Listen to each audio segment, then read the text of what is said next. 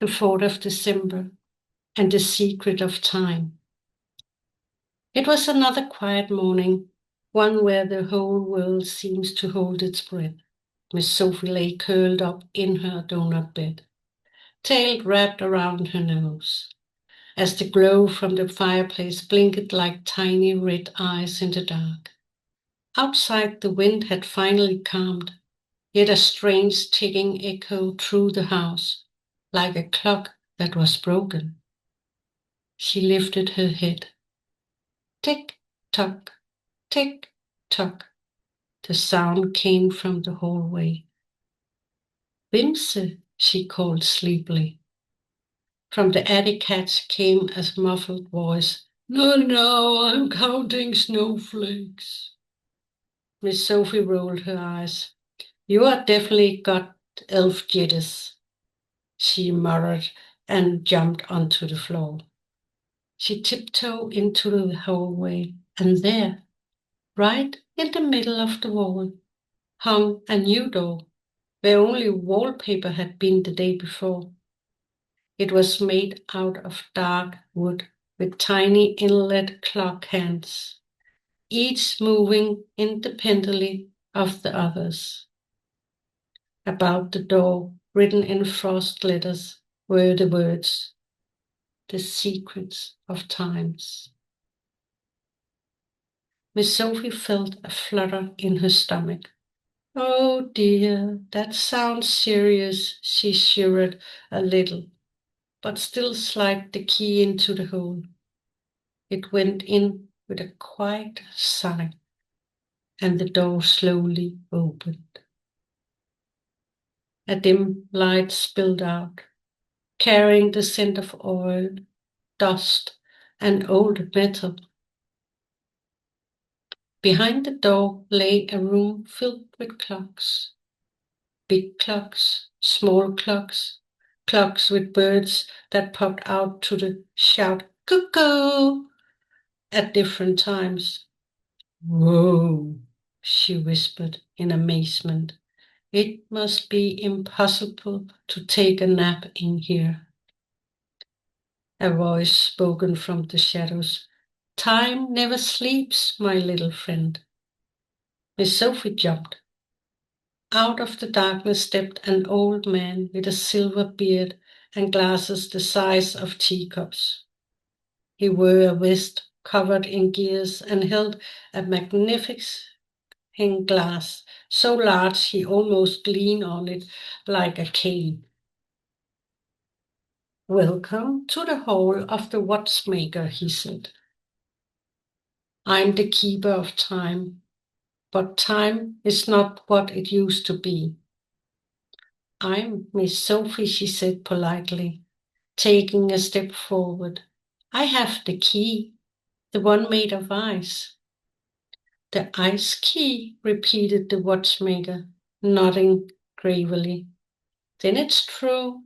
The guardian of Christmas has chosen you. He turned and pointed toward a large hourglass in the middle of the room. The sand inside hung motionless in mid-air, as if time itself had stopped breathing. There, he said, time is broken. It freezes in places. If it isn't restored, the days will stop, and Christmas will never arrive. Wimsey appeared in the doorway, red-cheeked from sliding down the stairs on her head. I told you the wind was only the beginning. Watchmaker, said Miss Sophie, how can we fix time? He smiled gently. On the rhythm of the heart can set the sand in motion again. There is a lost bell, but that once rang in harmony with the heart of Christmas. But someone has stolen its tone. Its tone? Asked Wimsey. How do you steal sound? By failing silent, replied the watchmaker sadly. When the world forgets to listen, the sound disappears. You must find it. Follow the light in the key. It will show you the way. Miss Sofie looked down. The key was glowing softly, not blue as before, but golden, like morning sun over snow. They left the hall of the watchmaker and stepped into a fog that smells of snow and steel.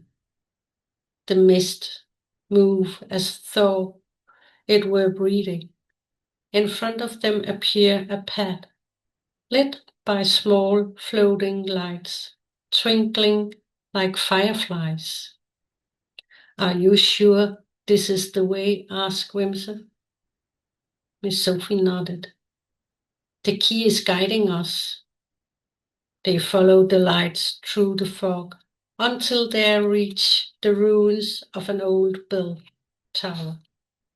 It leaned slightly to one side, and the bells hung silent.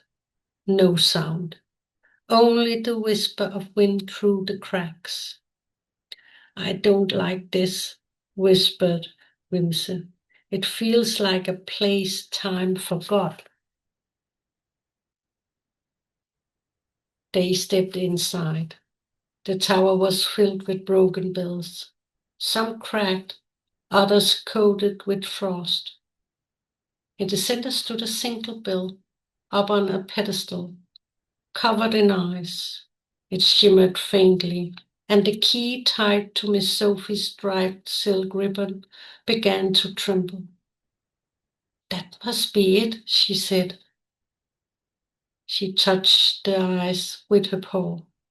For a moment nothing happened. Then the bell began to hum softly, like a sigh. A warmth spread, and the key melted a little more. The ice on the bell cracked open, and a sound rippled through the air, a clear, beautiful tone that made the snow outside start to fall in rhythm. From far away, the watchmaker's voice echoed. Time moves once more. Thank you, little guardian. Wimsey giggled in relief. Look, Sofie, you woke in time. I knew you could do it. But Miss Sofie looked worriedly at the key. It was clearly smaller now. It melts faster every time I use it. How many days are left? Until the 24th, said Wimsey softly, and then it's over. They stood for a long while in the light of the bell tower, as the snow drifted around them, as if the world itself was taking a deep breath. Above them in the sky, a new star began to glow, like a clockwork turning toward Christmas. Miss Sofie placed her paw gently on Wimsey's hand. Then we must hurry before time runs out. Wimsey nodded, and together they walked back toward the house while the bell rang one final time. A clear, bright tone, reminding them both that time, like light, must never be forgotten.